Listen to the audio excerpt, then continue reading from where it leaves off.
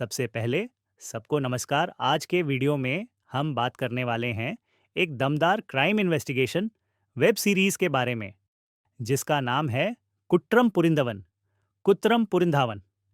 ये सीरीज तमिल में है, लेकिन मैं आपको पूरी कहानी, जोर्नी, ट्विस्ट टर्न सब कुछ हिंदी में समझाने वाला हूँ। तो अगर आप चैनल पर नए हो या ये वीडियो बिना लाइक और सब्सक्राइब किए देख रहे हो ना, तो पहले एक छोटा सा काम कर दो। लाइक बटन दबा दो, चैनल को सब्सक्राइब कर दो और बेल आइकॉन भी ऑन कर दो, क्योंकि ऐसे ही क्राइम थ्रिलर एक्सप्लेनेशन आपको रेगुलर मिलते रहेंगे। कहानी कहाँ से शुरू होती है? सीरीज की शुरुआत होती है एक गांव के तिरवजा मंदिर मेले से। पूरा गांव खुश है, भीड़, लाइट्स, नाच गाना सब चल रहा है। वहीं से हमें मिलता है मेन कैरेक्टर भास्करन, एक सीधा सादा सा आदमी जो सरकारी हॉस्पिटल में कंपाउंडर, मेडिकल असिस्टेंट है। उसके साथ है उसका प्यारा सा पोता और घर पर है उसकी पत्नी। उनके पड़ोस में रहता है सोलोमन, उसकी पत्नी ईस्टर और उनकी छोटी बेटी मेसी। मेला खत्म होने के बाद भास्करन अपने पोते और अपने कुत्ते जैक्सन को लेकर घर चला जाता है। वो पोते को दवा देता है, खाना खिलाता है, सुला देता है और बाहर कुत्ते को बांध कर खुद भी सोने की कोशिश करता है। उसी रात नीचे वाले घर में कुछ भयानक होता है। पहली मौत और मिसिंग बच्ची मेला खत्म करके नीचे वाली फैमिली घर लौटती है तो देखती है कि एक आदमी जमीन पर गिरा पड़ा है, सिर से खून बह रहा है। वो है सोलोमन। सब घबराकर ऊपर वाले भास्करन के दरवाजे पर दस्तक देते हैं। वो नींद से उठकर नीचे आता है, पल्स चेक करता है। सोलोमन लगभग मर चुका होता है। पुलिस आती है, डीएसपी और उसका ड्राइवर गौथम भी एंट्री लेते हैं और वहीं से शुरू होता है इस केस का इन्वेस्टिगेशन। इसी बीच पता चलता है कि सोलोमन की छोटी बेटी मैसी गायब है। माँ एस्थर अस्पताल से लौटती है और चीख चीख कर पूछती है, मेरी बच्ची कहाँ है? उसे ढूंढा आपने? उसे क्या हुआ? एक ही रात में एक मौत और एक बच्ची गुम। यहीं से ये केस सिंपल मर्डर नहीं रहता, ये बन जाता है डार्क इमोशनल क्राइम पजल। भास्करान की पर्सनल ट्रेजेडी। इधर भास्करान की अपनी लाइफ भी इजी नहीं है। उसकी बेटी की डिलीवरी के टाइम ही मौत हो गई। उसके पोते को ब्रेन नर्व की प्रॉब्लम है। डॉक्टर्स कहते हैं तुरंत ऑपरेशन करना होगा, लगभग 12 लाख रुपए लगेंगे। भास्करान की रिटायरमेंट बस कुछ ही दिन बाद होने वाली है। उसे उस पैसे का इंतज़ार है ताकि वो पोते का ऑपरेशन करा सके। लोन मांगता है, लेकिन कोई उसे पैसे नहीं देता क्योंकि वो रिटायरमेंट से पहले वाला आदमी है, उस पर कोई भरोसा नहीं कर रहा। इधर घर में पोता कभी भी बेहोश होकर गिर सकता है। उधर हत्या और मिसिंग बच्ची वाला केस उसकी आंखों के सामने घूम रहा है। असली राज। मेसी के साथ क्या हुआ? एक रात जब भास्करन घर पर होता है, उसकी पत्नी उसे झकझोर कर जगाती है और कहती है, तुम्हें एक बात बतानी है। फ्लैशबैक में हमें सच दिखता है। उसी रात सोलोमन मेसी को गोद में लेकर बुरी तरह रोता हुआ भास्करान के घर आता है। बच्ची के शरीर पर चोट, शरीर से खून, कान से भी ब्लीडिंग, साइंस ऑफ अब्यूज। वो भास्करान से विनती करता है, मेरी बच्ची को बचाओ सर, तुम ही देख लो। भास्करान डॉक्टर नहीं है, लेकिन मेडिकल नॉलेज है। कन्फ्यूजन, टेंशन, गिल्ट, सबके बीच वो बच्ची को देखता है, लेकिन इलाज करने की कोशिश करते करते मेसी की मौत हो जाती है। उसके ठीक बाद नीचे से आवाज़ आती है। सोलोमन चिल्लाते हुए दौड़ रहा होता है, मेंटल ब्रेकडाउन में, और बैल्कनी से गिरकर उसकी भी मौत हो जाती है। अब इमेजिन करो, ऊपर घर में मेसी की लाश, नीचे ज़मीन पर सोलोमन की लाश, और बीच में खड़ा है भास्करन, जो जानता है कि बच्ची को उसने बिना लेडी डॉक्टर के टच किया। ये लीगल क्राइम हो सकता है।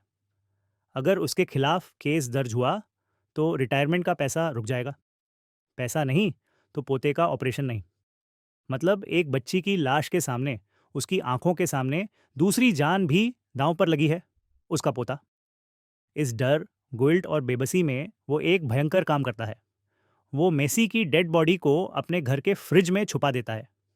यहीं से उसका क्युट्रम शुरू होता है, यानी कर्म क्राइम, जो उसे अंदर अंदर खा जाता है। ब्लैकमेल कॉल और बॉडी को जलाने वाला खेल। कुछ दिन बाद एक रैंडम प्राइवेट नंबर से भस्करान को फोन आता है। फोन पर एक आदमी बदली हुई आवाज में कहता है, मुझे पता है कि मेसी की लाश तुम्हारे घर में है। तुम्हें अपने पोते के ऑपरेशन के लिए 12 लाख चाहिए ना? वो पैसे मैं दे सकता हूँ। बस वो बॉडी मुझे दे दो और उसे जला दो।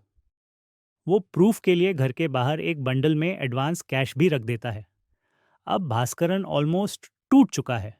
गिल्ट भी है, पोते के लिए डर भी है। वो बॉडी को सूटकेस में डालकर कॉलर के बताए हुए जंगल वाले स्पॉट पर ले जाकर वीडियो कॉल पर उसे आग लगा देता है। वो समझता है कि अब मेसी का सबूत हमेशा के लिए खत्म हो गया। लेकिन असली ट्विस्ट बाद में पता चलता है। जिस स्केलेटन को पुलिस बाद में रिकवर करती है वो मेसी का नहीं होता, क्योंकि जिस आदमी ने भास्करन को ब्लैकमेल किया उसने बॉडी को बीच में बदल दिया था। मतलब मेसी की असली बॉडी अभी भी कहीं और है। गौथम का डाउट और इन्वेस्टिगेशन की नई दिशा। डीएसपी का ड्राइवर गौथम शुरू से भास्करान पर नज़र रख रहा होता है।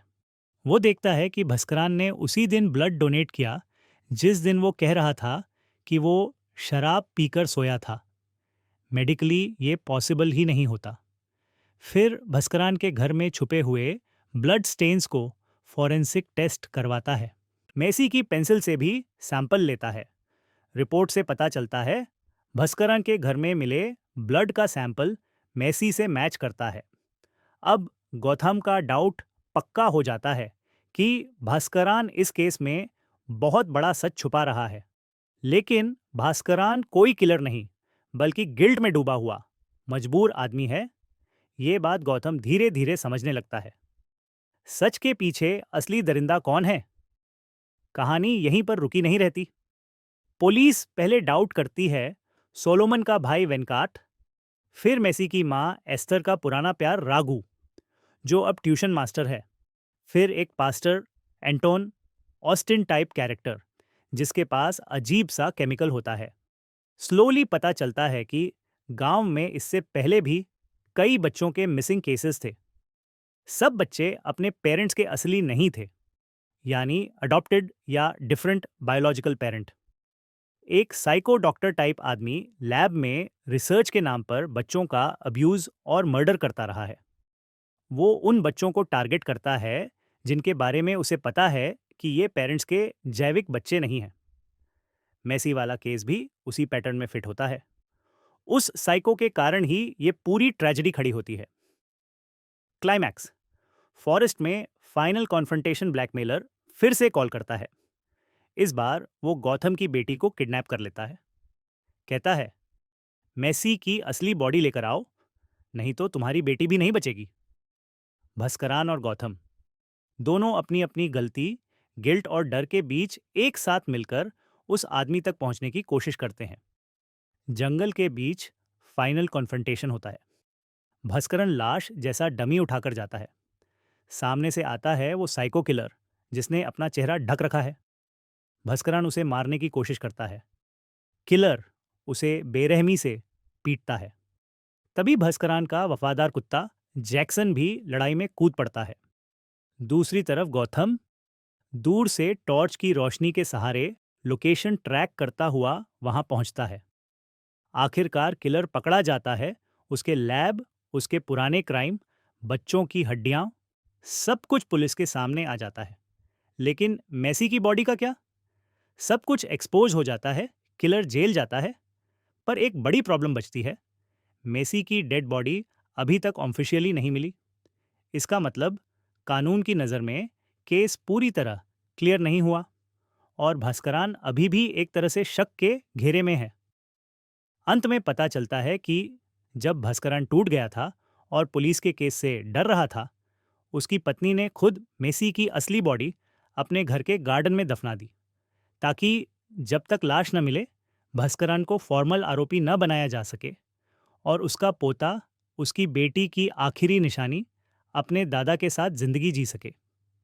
लास्ट में हम भास्करान को देखते हैं कुछ महीनों बाद धीरे धीरे गिल्ट से बाहर आते हुए, पोते के साथ, पत्नी के साथ, पर दिल के अंदर उस एक सवाल के साथ, मैंने जो किया वो सही था या गलत। यहीं पर टाइटल फिट बैठता है, क्युट्टम पुरिंदवन, यानी जिसने अपराध किया। पर ये अपराध किसके खिलाफ था? कानून के, एक मासूम बच्ची के, या अपने ही कॉन्शियंस के? एपिसोड्स और माई टेक सीरीज में लगभग 7 एपिसोड हैं। हर एपिसोड करीब 30 से 35 मिनट का है। राइटिंग टाइट है, इमोशन, गिल्ट, क्राइम और इन्वेस्टिगेशन सब बैलेंस है, कैरेक्टर्स ग्रे हैं, कोई पूरी तरह अच्छा या बुरा नहीं लग रहा। बैकग्राउंड में सोशल एंगल भी है, बच्चों पर क्राइम्स, सिस्टम की धीमी चाल और मिडिल क्लास की मजबूरियां। आउटरो, आपकी राय? तो दोस्तों, ये था पूरा डिटेल्ड एक्सप्लेनेशन कुट्रम पुरिंदवान वेब सीरीज का। नीचे कमेंट में ज़रूर बताना आपको ये कहानी कैसी लगी। क्या भास्करान ने जो किया वो आपको सही लगता है या गलत? और मेरी Hindi voice over style narration आपको कैसा लगा? अगर यहाँ तक देख लिया है ना, तो एक लाइक तो बनता ही है। और ऐसे ही क्राइम, थ्रिलर, इन्वेस्टिगेशन सीरीज़ के हिंदी एक्सप्लेनेशन के लिए चैनल को सब्सक्राइब करना मत भूलना। हम फिर मिलेंगे अगली वीडियो में। तब तक के लिए ध्यान रखना, सेफ रहना और क्राइम को सिर्फ स्क्रीन पर ही देखना, जिंदगी में नहीं।